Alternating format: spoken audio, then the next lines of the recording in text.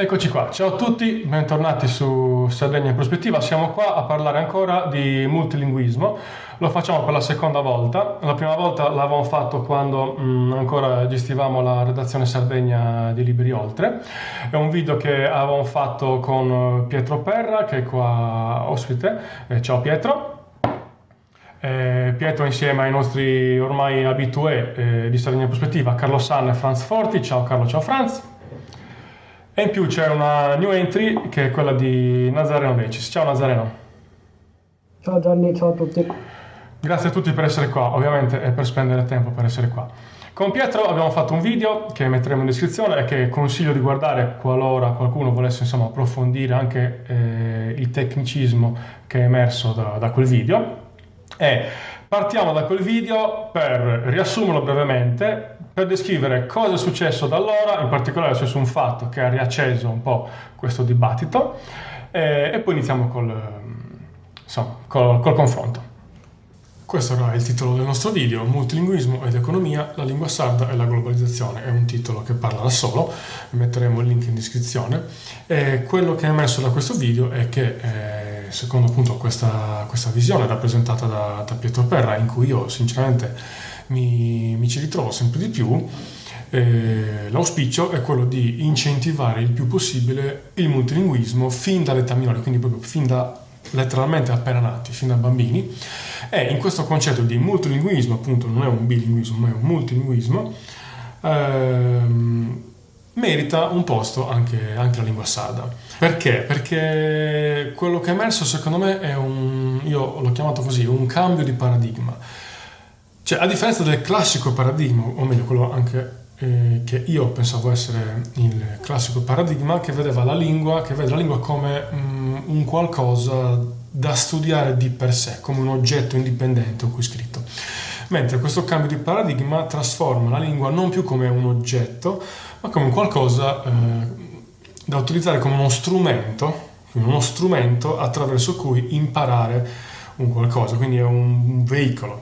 E imparare cosa? Imparare potenzialmente qualsiasi cosa, letteralmente.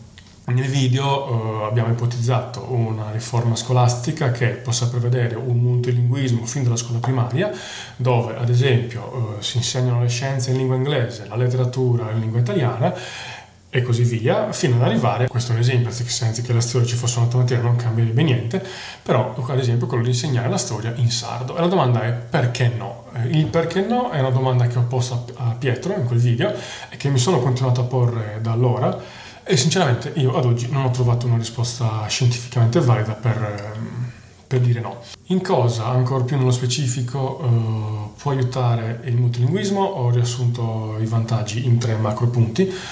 Ovviamente ce ne sono anche degli altri, ma questi sono quelli più importanti. Innanzitutto una conoscenza e una consapevolezza del proprio territorio più vasta, migliore, e della propria cultura, che secondo me male non fa.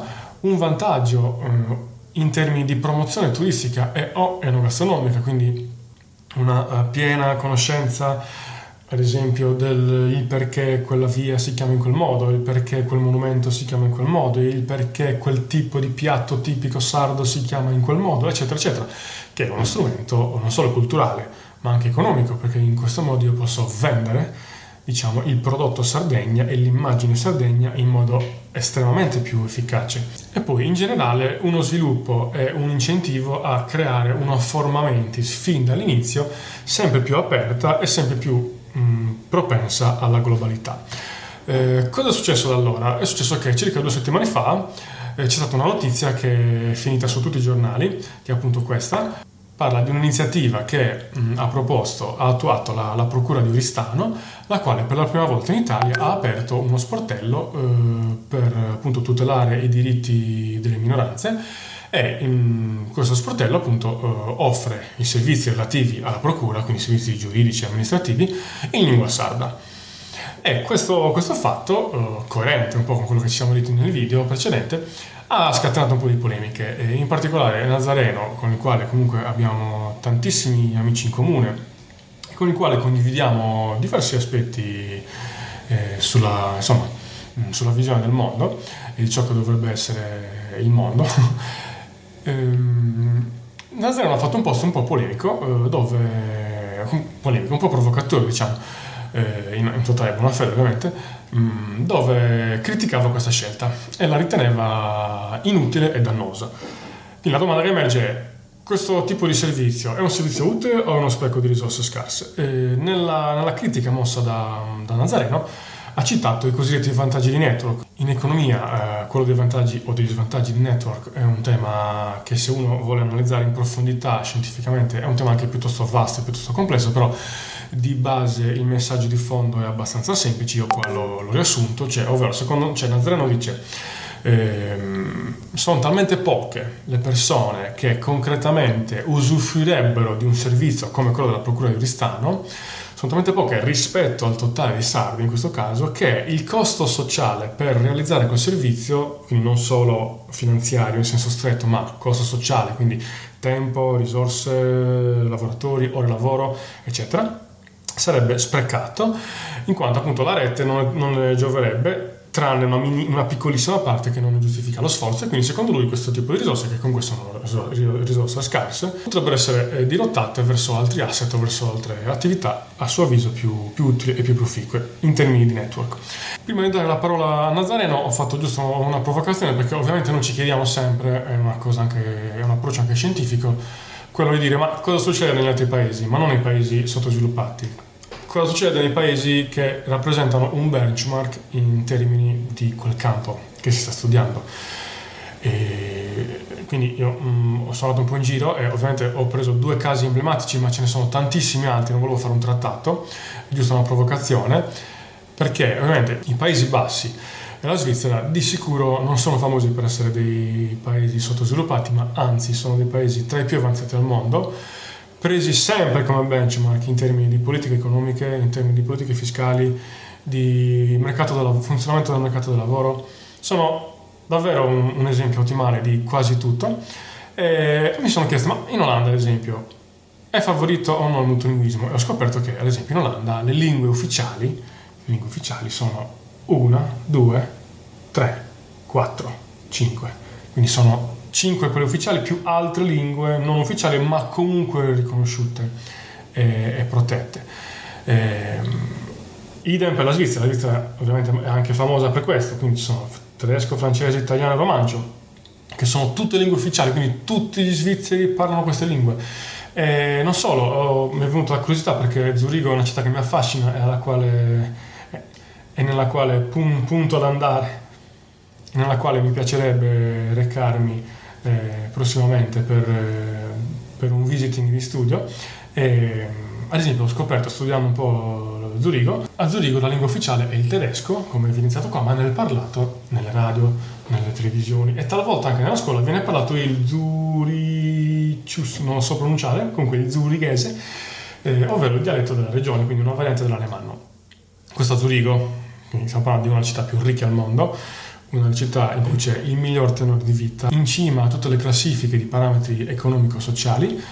Allora, Nazareno, do la parola a te. Innanzitutto, ti ci ritrovi in questa descrizione che ho fatto delle tue critiche mosse? Cosa aggiungi? Insomma, approfondisci, è facile capire meglio qualora non l'avessimo capite.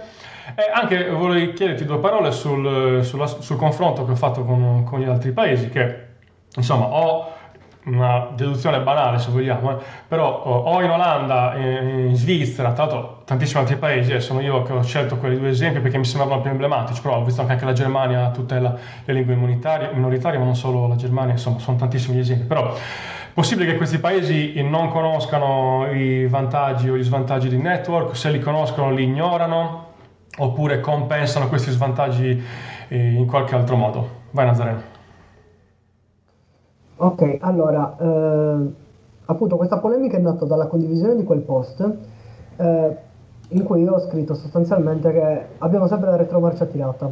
Ovviamente questo qua ha provocato la polemica.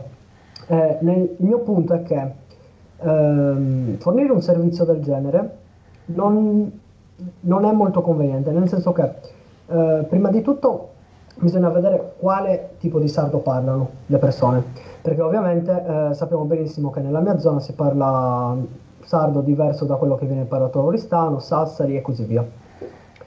Quindi bisogna vedere, io penso che sarà il sardo parlato in quella zona, però se per caso qualcun altro andasse lì non potrebbe usufruire di questo servizio. E tra l'altro in tutta la nostra isola le persone che parlano solo sardo dovrebbero essere circa 12.000-13.000. Potrei sbagliare di un po', ma l'ordine di grandezza è quello. Quindi non lo ritengo così tanto conveniente, anche perché in realtà questi generi di servizi erano già stati forniti in altri modi tramite appunto interpreti e così via. E quindi non ne vedo l'utilità, sinceramente. Detto questo, sui benefici del multilinguismo, ovviamente sono effetti studiati, sono certificati in tutti i modi, tutti gli studi, o cioè il 99,9%, poi Pietro potrà confermare o smentire, degli studi dicono appunto che il multilinguismo crea enormi benefici.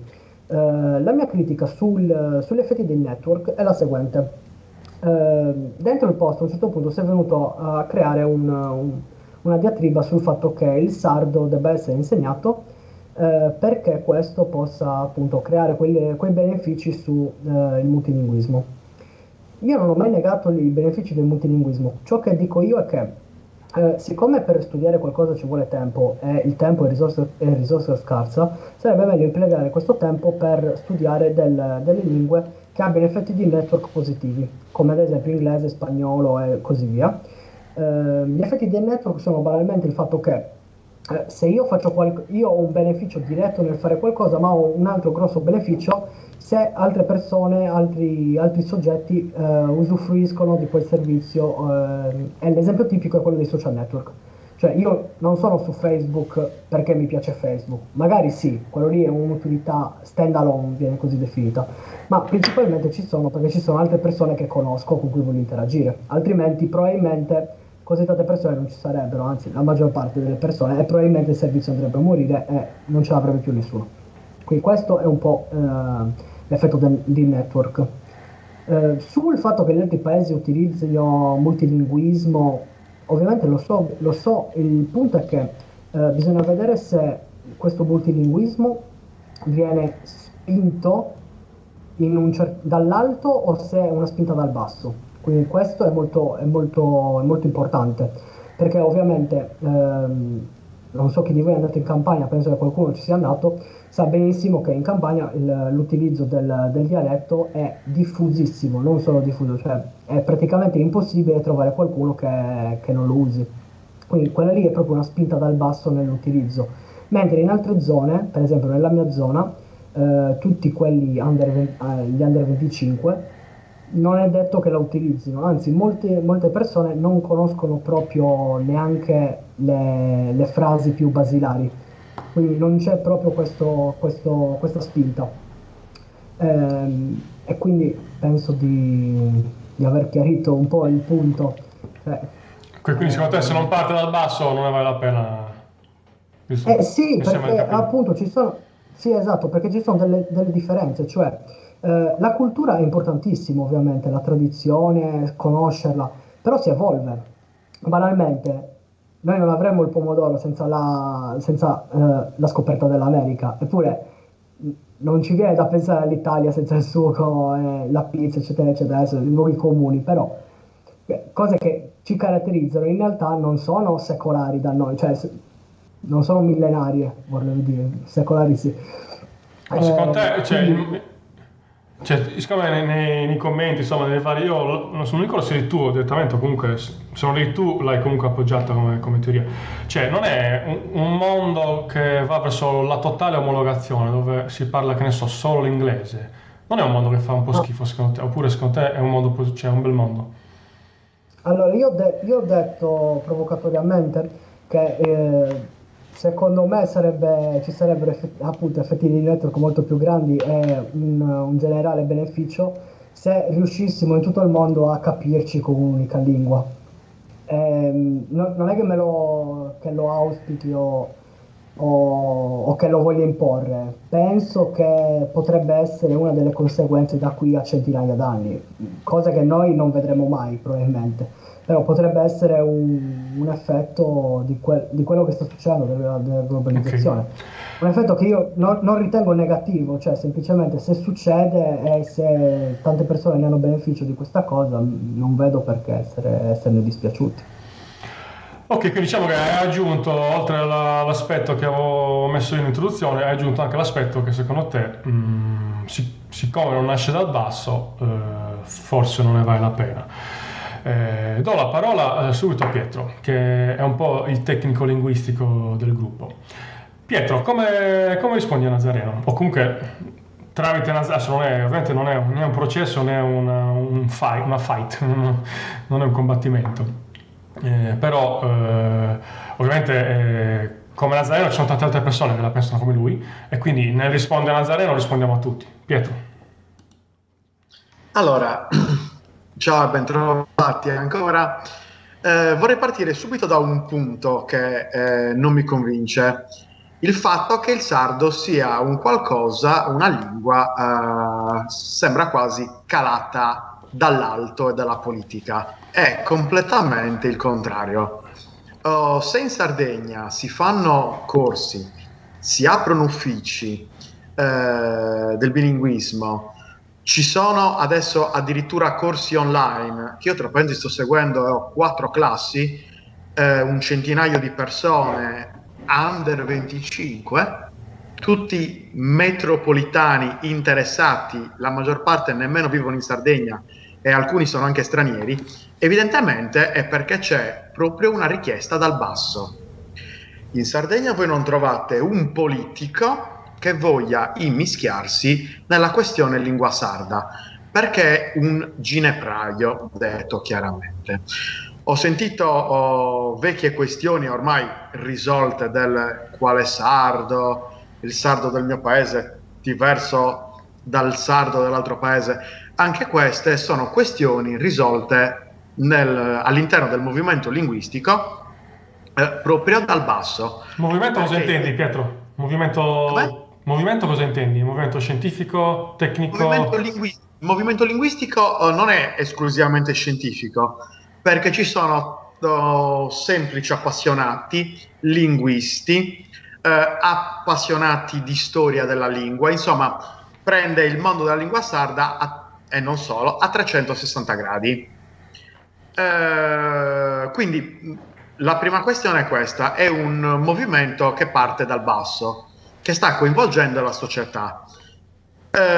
Monolingue è verissimo, ci sono pochissimi monolingui oggi, ma una ricerca sociolinguistica del 2006 ha dimostrato che in Sardegna a parlare in sardo quotidianamente si parla di 600-700 mila persone, 2 volte l'Islanda, 10 volte le isole Faroe, dove per esempio si parla quotidianamente il faroese, benché sia sotto il governo danese, e chiunque lì parla tranquillamente anche l'inglese, il norvegese o l'islandese. Detto questo, parlando di spreco di risorse, poche persone usufruiscono di questo servizio. Sì e no.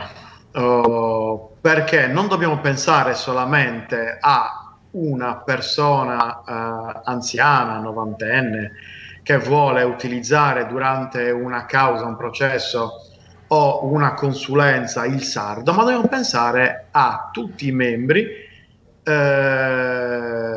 movimento linguistico, diciamo così, ma non solo, tutte le persone interessate al recupero della propria lingua di minoranza. L'esempio delle altre nazioni senza Stato. Io penso al Galles, ad esempio, dove non c'era nessun motivo di recuperare la lingua gallese, dal momento che nemmeno gli anziani lo parlavano più. Il Galles da 40 anni a questa parte non solo ha recuperato il gallese, lingua celtica, ripeto, ormai era praticamente estinta, ma è diventato il centro del plurilinguismo mondiale dal punto di vista economico e marketing. Loro danno lezioni a tutto il pianeta di come il marketing può essere fatto in più lingue. Concorsi internazionali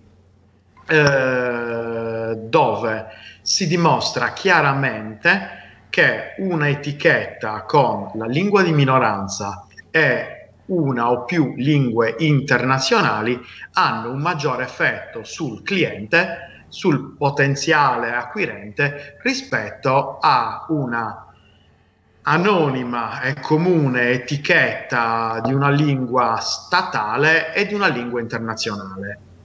Questo l'ho potuto verificare anch'io appostandomi dietro gli scaffali della Carrefour e dello Auchan, controllando quale era il pacco di biscotti di Fonni che andava più, che veniva acquistato di più.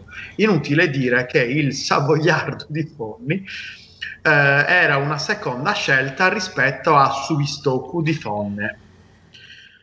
Io ho lavorato negli sportelli della lingua sarda, non solo comunali, ma anche per esempio nello sportello della lingua sarda del giudice di pace di Sydney.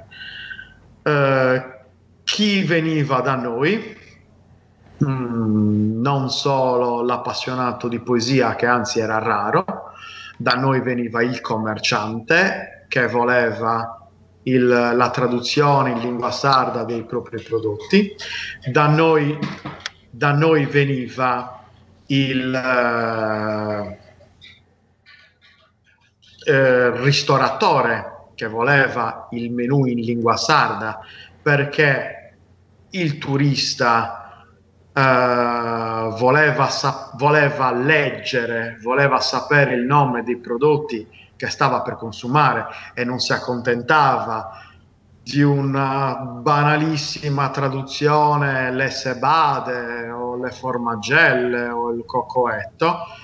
C'è un turismo più attento ed è un turismo che si affeziona alla terra, che è quello culturale, quindi attraeva, era una forte attrazione. Quindi noi quotidianamente fornivamo questo servizio. Quindi, ripeto, non è la persona che vuole farsi la chiacchierata in sardo, che vuole sentire il sardo, è un'intera catena che può smobilitare, diciamo così, una situazione stagnante. I ragazzi non parlano. Sì. Vabbè, no, finisci. Vabbè. I ragazzi non parlano il sardo. Se molti ragazzi non parlano il sardo, non è una questione spontanea di una lingua che muore. Ne sono morte tantissime lingue. È una questione di uno Stato che dall'alto ha relegato non solo una lingua, tutte le lingue di minoranza all'interno dello Stato italiano le ha relegate a un ambito secondario. Quindi se il sardo ancora si parla dopo 300 anni di repressione, evidentemente un interesse c'è, un interesse di fondo, altrimenti sarebbe l'irlandese, per esempio, dove effettivamente in Irlanda non c'è un interesse a parlare l'irlandese, non esiste, anche se viene insegnato nelle scuole, anche se bisogna passare degli esami pubblici di irlandese per poterlo parlare, non viene parlato, oppure viene parlato in pochissime regioni, ma è l'unico caso in Europa. Io penso anche a una minoranze minuscole come il Cachubbo, il sorabo, andando in Germania, lingue parlate da pochissimi migliaia di persone, eppure c'è un estremo interesse a rivitalizzarle e vengono utilizzate dai giovani. In Sardegna non è che il giovane è contro la lingua sarda, semplicemente i genitori hanno avuto una repressione linguistica, quindi non lo sanno parlare bene, il ragazzo non l'ha sentito, non ha nessun pregiudizio, a parte pochissimi, non ha nessun pregiudizio. Quindi se nella scuola veramente si utilizzasse un sistema plurilingue, con l'inglese utilizzato, mettiamo, per un 20% delle materie. Ti chiedo di finire in 2 minuti, Pietro, se riesci. Sì, un 40% italiano, un 40% sardo, non ci sarebbe adesso nemmeno il motivo di discutere spreco di risorse sì, spreco di risorse no, i ragazzi lo parlano sì, i ragazzi lo parlano no, perché semplicemente sarebbe un qualcosa di naturale.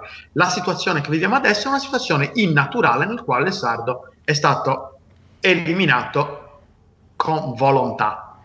Questo. Ok, immagino che Nazareno voglia rispondere. Ti faccio finire il giro e poi, se riusciamo, nel secondo giro, veramente 2 minuti a testa, vi chiedo ragazzi, perché altrimenti facciamo un video troppo lungo. Se ne abbiamo voglia e se vediamo che il pubblico reagisce bene, ne faremo anche N di questi video, perché secondo me sono interessantissimi, però cerchiamo di rimanere nei tempi. Grazie Pietro. Do la parola a Carlo adesso.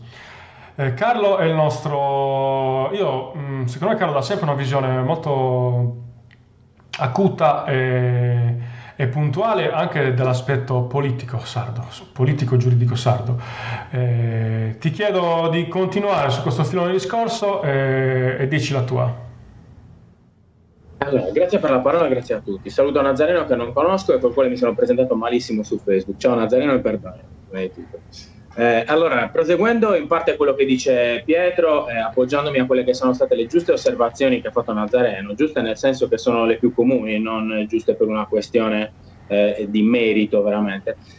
Bisogna ricordare prima di tutto che, appunto, come diceva Pietro, l'inserimento del sardo all'interno delle istituzioni italiane è stato proprio vietato, proibito, c'è stata una vera e propria repressione. Questo non c'è bisogno di andare al 1800, alla nascita dell'Italia nel 1861, quando l'italiano logicamente veniva imposto per cancellare quella che era la lingua più parlata in Sardegna, la lingua dei documenti, che era lo spagnolo, non era di certo il sardo, perché il sardo era la lingua del volgo. Quindi l'italiano viene, come posso dire, forzatamente utilizzato come strumento per creare gli italiani. Famosissima la frase di D'Azeglio: abbiamo creato l'Italia, dobbiamo creare gli italiani. Quindi uno strumento culturale che diventa lo strumento attraverso il quale, in particolar modo i sardi, perché dei sardi stiamo parlando, trovano accesso alla cultura, trovano accesso a quella che doveva essere la modernità, a quello che doveva essere il riscatto di un'ignoranza atavica, di una permanenza di determinate problematiche che la cultura italiana ha sempre messo in relazione con la incultura sarda, cosa che non esiste un'incultura, come ha spiegato bene Mialino Pira. Ogni società ha una propria cultura. La cultura sarda all'interno del panorama italiano viene relegata a incultura, o a cultura violenta, o a cultura o a retaggio della pastorizia, a retaggio comunque qualcosa di sicuro non piacevole. Questo è un qualcosa che noi abbiamo vissuto e abbiamo introiettato, come si dice. Io mi rivolgo particolarmente ai miei genitori, ai miei nonni, in particolar modo le persone che non erano scolarizzate avevano un grosso problema, perché per emanciparsi all'interno della società sarda avevano bisogno di rinnegare quella che era la loro cultura, quella che era il loro codice di pensiero, codice di linguaggio. Capite bene che razza di violenza hanno subito i miei nonni, che non avevano neanche la terza elementare, i miei nonni materni, perché infatti non parlavano più il sardo in famiglia, mentre paradossalmente i miei nonni paterni, per esperienza personale, mio nonno era un medico del 1910, era orgogliosissimo, pur avendo un fluente dotto italiano, lui parlava quasi solo il sardo, ok? Perché appunto era una persona emancipata intellettualmente. Quindi abbiamo questo fenomeno. In particolar modo riguardo ai fenomeni linguistici bisogna ricordare, c'è un libro importantissimo che consiglio a tutti quanti, che è di Maria Vittoria Migalettu, che è socia dell'Assemblea Nazionale Sarda, e che si chiama Limbas e Culturas Minores, che riguarda in particolar modo tutte quelle che sono le potenzialità da un punto di vista intellettuale e gli stimoli che lo studio della propria lingua dà a chi vuole studiare le altre lingue. Questo per far capire un attimo che lo studio del sardo, per quanto potenzialmente da un punto di vista strumentale potrebbe apparire come meno importante dello studio dell'inglese, invece se insegnato diventa uno strumento superiore che aiuta a rafforzare, a corroborare l'apprendimento di altre lingue. Questo perché? Perché io con mia madre, pur mia madre rifiuti il sardo, con mia madre parliamo anche slang in sardo, ok? Per non parlare di tutti gli altri. Io adesso mi sono trasferito da Cagliari a Quarto, ho visto esattamente quello che viene descritto nei libri, ossia la presenza a Quarto di quella che è proprio la diglossia, mentre a Cagliari non c'è neanche più. A Cagliari c'è proprio una cancellazione del sardo e si parla soltanto a Rogus e a Mussu, leggermente qualche frase. In sardo c'è la diglossia, ossia la perfetta separazione fra gli uffici, la lingua che viene utilizzata all'interno degli uffici della pubblica amministrazione, ok, mancai devo entrare in banca, devono imperu su sardu, utilizzo immediatamente l'italiano, perché nella lingua degli uffici appunto è visto come l'italiano, è ancora vista come lingua della cultura, mentre in famiglia, per esempio al supermercato, in luoghi dove c'è meno l'utilizzo convenzionale della lingua, il sardo riemerge prepotentemente. A Quarto si parla il sardo, ok? Ma si parla correntemente, cioè lo parlano tutti, giovani, vecchi, chiaramente con le proprie capacità, col fatto che stiamo parlando di una lingua che viene trasmessa oralmente, quindi capiamo bene quelli che sono i problemi. Voglio fare un accenno storico giuridico agli ultimi 50 anni, velocissimo. Dunque, soltanto due date principali, importanti. Uno, il sardo viene parlato per la prima volta nel Consiglio regionale sardo nel 1977, ok? 30 anni dopo l'uscita della Carta Costituzionale sarda, dello Statuto sardo. Questo capiamo bene cosa vuol dire, ma questo non perché non vi fossero grandi spinte, appunto, che venissero dal basso e che chiedessero una presa di posizione forte, ma perché c'erano altri problemi che erano connessi a quelle che sono la struttura politica e organizzativa italiana, problemi di merito e problemi di metodo. Di merito, ossia l'accentramento che l'articolo 5 della Costituzione rimette a qualsiasi cosa sia appannaggio delle regioni, dalla gestione della lingua alla tassazione, vengono tutte trattate nello stesso modo. Uno Stato fortemente accentratore come lo Stato italiano tende a gestire queste problematiche da un punto di vista che le considera come volte a minare la costruzione della nazione italiana, e questo perché logicamente la nazione italiana storicamente non esiste, ma l'Italia è uno Stato plurinazionale, quindi un forte accentramento è logicamente, ontologicamente instillato per creare un qualcosa che non esiste in realtà. Perché non esiste? Perché noi sardi non abbiamo mai parlato l'italiano, non facciamo parte dei popoli italiani. Quindi per farci diventare italiani, così come altre parti del popolo italiano, c'è bisogno, e c'è tuttora bisogno di una comprensione. Voglio ricordare per esempio due episodi che mi hanno colpito molto. Uno nel 1981, quando il vicepresidente del Consiglio regionale, Maria Rosa Cardia, al perdurare dell'interesse di un consigliere democristiano, Isoni, che voleva parlare in sardo e pretendeva di parlare in sardo, il vicepresidente del Consiglio si alza e abbandona l'aula di fronte a un consigliere che parla in sardo, così che il presidente del Consiglio, che adesso non ricordo, mi sembra che fosse Luigi Cogodi, obbliga, ok, sancisce che nell'assemblea sarda sia vietato parlare il sardo. Questa secondo me, mi vengono i brividi, dalla dimensione della subalternità culturale. E poi un altro esempio molto forte, ma il libro di Piersandro Pillonca, che è importantissimo, è Lingua sarda nelle istituzioni, è importantissimo e va letto. Un'altra è la sentenza del 1994, la sentenza della Corte Costituzionale, che è la numero 4, 290 del 13 luglio 1994 per l'esattezza, che interviene praticamente a tarpare le ali a qualsiasi volontà dei sardi, che già perdurava da 20 anni con un disegno di legge farraginoso, per spiegare chiaramente che la scuola dei sardi non può essere organizzata come vogliono i sardi, ma la lingua, per quanto appartenga alle competenze che la Costituzione riconosce, sottostà da un punto di vista della gestione dell'interesse a quella che è una bilancia, e il bilanciamento degli interessi prevede che l'unità nazionale sia più forte del diritto dei sardi a sviluppare una propria scuola. Ok? Queste sono le questioni di merito. L'ultima, che è la questione di regole democratiche, l'impossibilità, come diceva Pietro, di costituire un disegno di legge che è volto a parlare solo di lingue si scontra con quella che è l'organizzazione derelitta della società sarda e della società italiana, cioè dove disegni di legge, per esempio linguistico, va ad accompagnare un disegno di legge del bilancio, ok? Quindi cosa succede? Che due disegni di legge che non riguardano minimamente l'un l'altro intervengono in un momento politico dove la destabilizzazione italiana sistematicamente si riverbera sul clima politico sardo, per cui non c'è un clima politico in generale, non c'è la possibilità di avere un clima politico sardo che sia tranquillo, terzo e imparziale per discutere cose dei sardi in maniera terza e imparziale a prescindere da quello che dicano le organizzazioni italiane. Grazie. Grazie Carlo, poi vediamo, ripeto, se facciamo in tempo a fare una replica di 2 minuti ciascuno.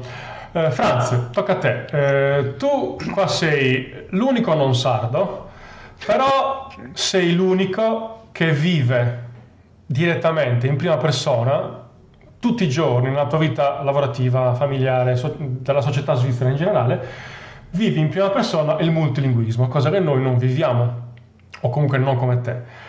Che testimonianza ci porti?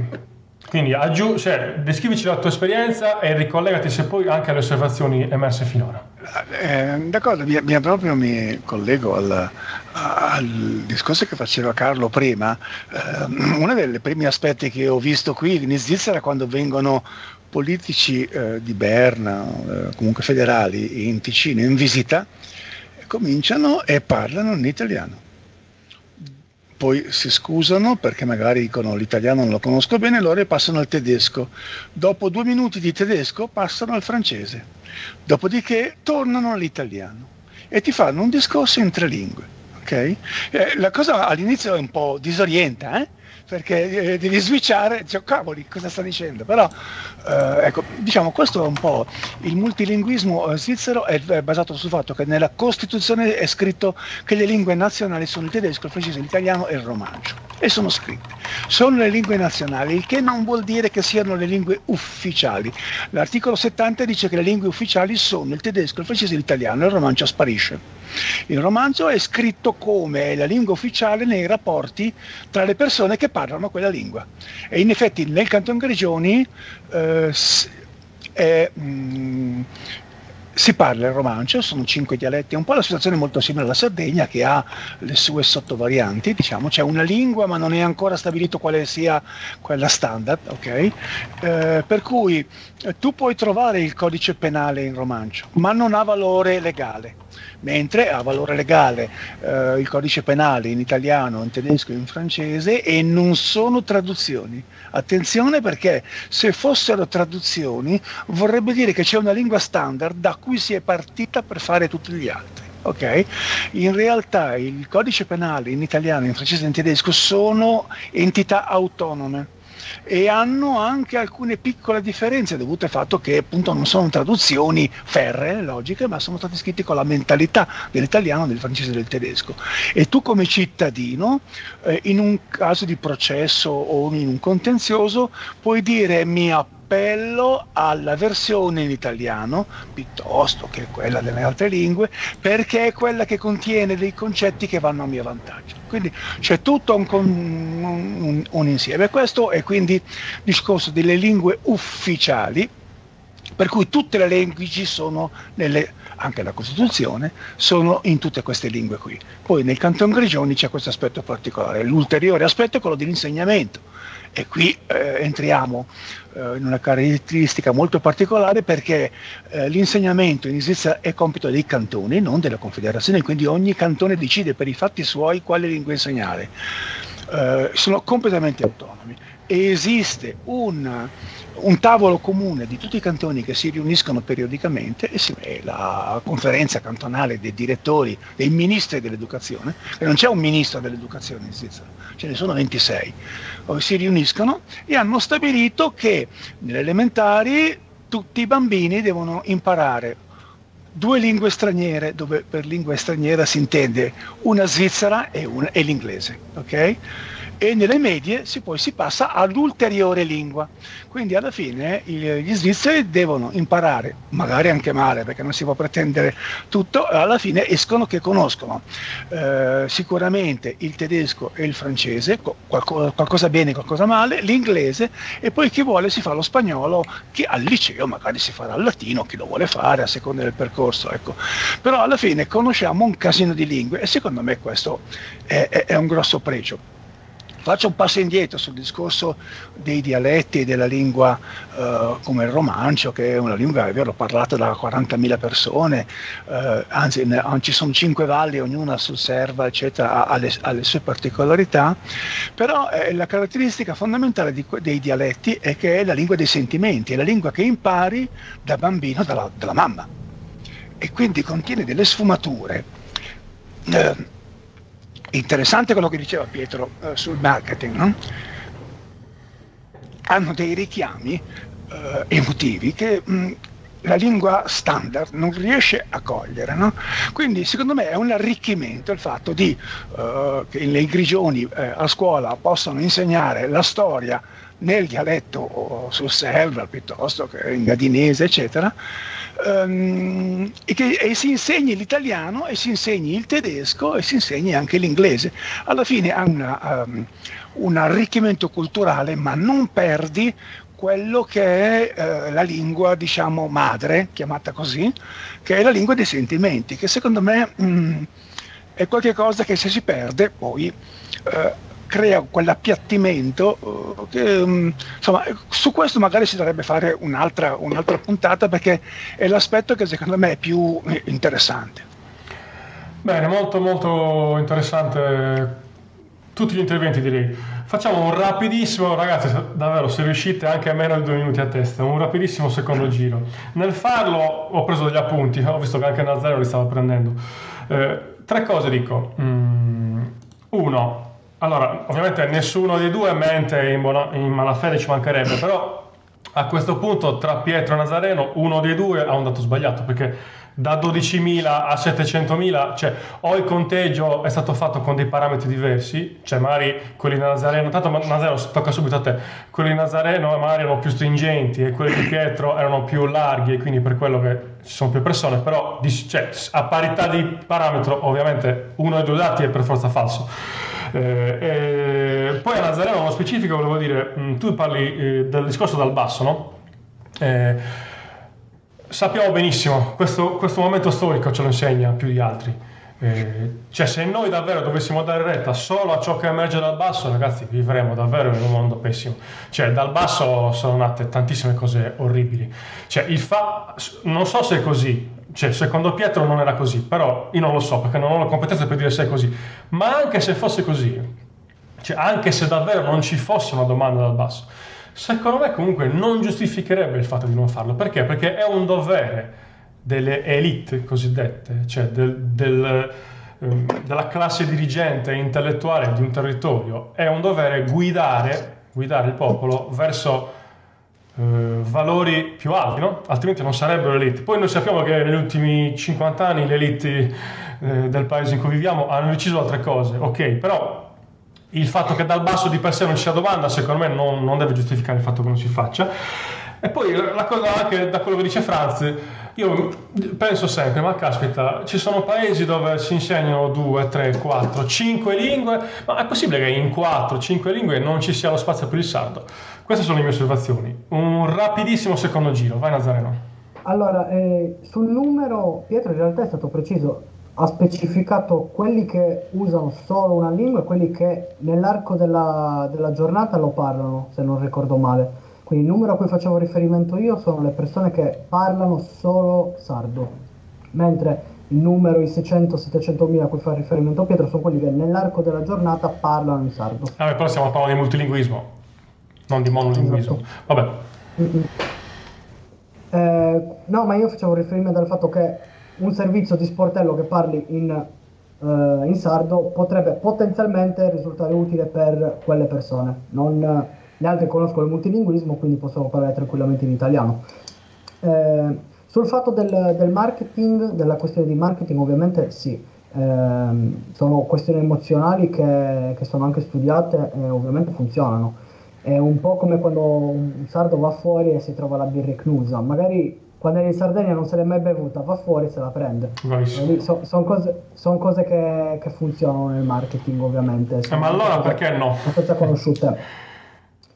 No, il punto è proprio quello che dicevo prima, cioè il punto è che non è un servizio indispensabile in quel caso, dato che c'erano anche altre possibilità, c'erano già il fatto di servizi dei traduttori, e tante altre cose, quindi non è un servizio che era stato messo lì ed era veramente fondamentale perché ogni giorno andavano persone con problemi perché dovevano parlare soltanto in sardo. Prima di tutto, cioè, è proprio certificato il fatto che per certe cose si possa richiedere l'uso di un interprete o di un accompagnatore. C'è anche questa possibilità, quindi per esempio, ipotizziamo che mia nonna parli solo sardo, posso assistere anch'io in modo da fare da interprete. Ma il problema è il servizio o la lingua? Cioè, stai criticando il servizio di per sé o il concetto che sta dietro? No, come ho detto all'inizio, ho detto quello lì è un servizio che è stato aggiunto senza motivazioni da parte mia. Secondo me non era giustificato che fosse inserito quel servizio. Poi se si vuole parlare del fatto che il multilinguismo è utile, non ho mai negato che sia inutile o altre cose. Cioè noi stiamo parlando, noi abbiamo utilizzato quel servizio per parlare come ponte, per parlare del multilinguismo in generale, poi possiamo criticare il singolo servizio, si può fare meglio o peggio, ma non è che stiamo parlando procura di Oristano sì, procura di Oristano no. La procura di Oristano è un esempio per parlare di una cosa molto più generale che il multilinguismo. Il fattore del multilinguismo, cioè, è appurato che serve. Ma in questo multilinguismo ci può essere il sardo o no? Dipende. Veramente, se io voglio studiare il sardo, mi studio sardo, se non lo voglio studiare, non lo studio. Secondo me, in generale... ma se lo voglio studiare nessuno me lo insegna. In un sistema di istruzione bisogna dare le competenze più richieste, a parer mio. Quindi, come io riformerei l'istruzione con il fatto che vengono inserite le lingue più diffuse, appunto per utilizzare meglio gli effetti di network, quindi metterei inglese, sardo, poi sui fattori empatici del sardo, di tenere la cultura, quelli sono altri fattori. È un po' come studiare la storia antica, utilissimo conoscere da dove veniamo, non è detto che tutti lo vogliono fare, semplicemente. Quindi in una scuola ipotetica in cui mi immagino che ci siano le lezioni fatte in inglese e le lezioni fatte in spagnolo, perché sono lingue che vengono utilizzate di più. Ora, non mi spingo sia al cinese mandarino per ovvie ragioni, perché so quanto sia complicato e quanto sia difficile trovare delle persone che lo possano insegnare, però il punto fondamentale è questo. Ti chiedo di finire perché... Sì, il punto è, se dobbiamo parlare di multilinguismo, è il tema affrontato malissimo in Italia, nel senso che le lingue vengono insegnate male, vengono insegnate molto male, vengono insegnate basandosi sulla conoscenza della grammatica invece dell'uso naturale che se ne fa. Quando una persona impara la lingua, la impara perché la sente ripetere tante volte. All'inizio i bambini vanno in giro e dicono papà cosa vuol dire questa parola, oppure ripetono la frase un po' come un pappagallo, poi dopo un po' capiscono esattamente a cosa serve quella frase, e la stessa cosa dovrebbe funzionare quando si insegna una lingua. Invece noi abbiamo questa presunzione di dire ok, c'è il tempo, si usa il presente, devi usare will, shall, eccetera eccetera. Quindi quello lì è il problema. Chiaro. Pietro, al volissimo, sei muto Pietro. Per quanto riguarda la scuola, sì, non capisco bene le materie facoltative. Il sardo se lo voglio studiare sì, se lo voglio studiare no. Il sardo, ripeto, deve essere un mezzo di istruzione. Quindi la matematica io la imparo in sardo, il 2 più 2 fa sempre 4, dusu vrudusu, fai sempre 4. Quindi non toglie assolutamente spazio mentale, energia allo spagnolo, all'inglese, al tedesco e via dicendo. Se vogliamo davvero creare una scuola plurilingue, io sono il primo a sostenerla. Non riesco a capire perché il sardo debba essere relegato a una materia facoltativa, magari 2 ore a settimana. I servizi che si stanno attivando in Sardegna non sono servizi inventati in Sardegna, ma sono semplicemente servizi che in tutta Europa vengono attivati, quindi non stiamo sperimentando niente, stiamo semplicemente mettendoci in carreggiata con 20 anni di ritardo e stiamo semplicemente ripetendo quello che è la normalità nel resto dell'Europa. Quindi considero io un servizio come quello di Oristano di ampio respiro internazionale. Se non ci fosse, in un confronto mio personale con altre esperienze europee, mi troverei in difetto, mi troverei a dover giustificare una mancanza che c'è in Sardegna. Per me sarebbe imbarazzante, come è successo quando studenti tedeschi e austriaci sono venuti all'Università di Cagliari e mi hanno fatto un interrogatorio sul sardo nelle istituzioni e io a testa bassa ho dovuto dire siamo indietro rispetto a voi. Grazie. Ok, a voi. Carlo. Eccomi. Rimarcare giusto due cose, che il movimento per la lingua sarda è un movimento che arriva dal basso e combatte contro le egemonie. Bisogna ricordare che da questo punto di vista sia il Partito Comunista che la destra estrema sono stati sempre solidali all'interno delle organizzazioni istituzionali sarde con gli stessi argomenti a reprimere l'utilizzo, l'insegnamento l'implementazione dell'utilizzo della lingua sarda. Quindi è un problema proprio di nazionalismo spiccio, ok? È un qualcosa che viene dal basso, dalle proteste di Antonissimo Mossa e dalla riscoperta delle minoranze all'interno del disegno di costruzione della comunità europea o di tutte quelle che sono le interrelazioni fra popoli minori che hanno le stesse esigenze. Da questo punto di vista anche la Sardegna non si sottrae al suo ruolo di periferia veramente marginale all'interno del territorio italiano. Secondo, dal punto di vista economico, ne abbiamo già parlato anche con Andrea Macis del punto SRD, bisogna rendersi conto che la Sardegna non esiste nel mondo dal punto di vista economico e sino a quando verrà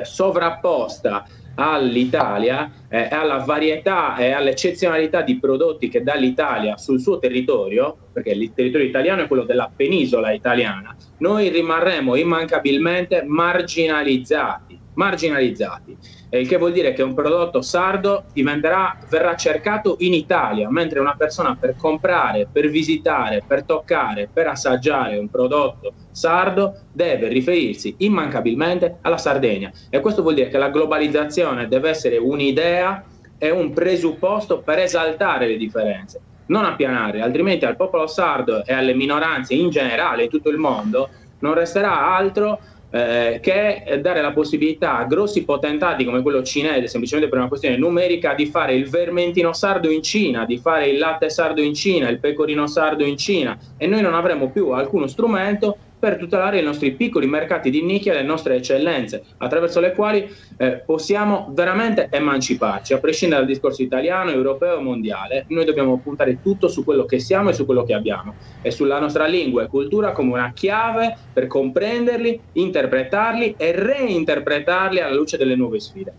Ok, grazie. Sì, poi tra l'altro magari ci può in questo momento dividere questo aspetto, ma una cosa che unisce tutti e quattro, per quello, insomma, come vi sto conoscendo, soprattutto Carlo, Franz, un po' di più, però anche Nazareno e Pietro, qua siamo tutti amanti del mondo globale, siamo tutti amanti del mercato globale e siamo tutti amanti della libertà, soprattutto, cioè personale ed economica. Franz, al volissimo e poi chiudiamo. Non ho capito.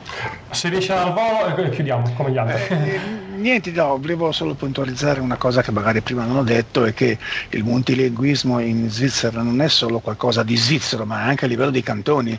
Ci sono dei cantoni bilingui, Berna è un cantone bilingue, Friburgo, ma anche il vallese. Quando si arriva dal Furka si scende, parlano un tedesco incomprensibile per me, però diciamo poi dopo si scende, si va giù verso la valle e si parla francese.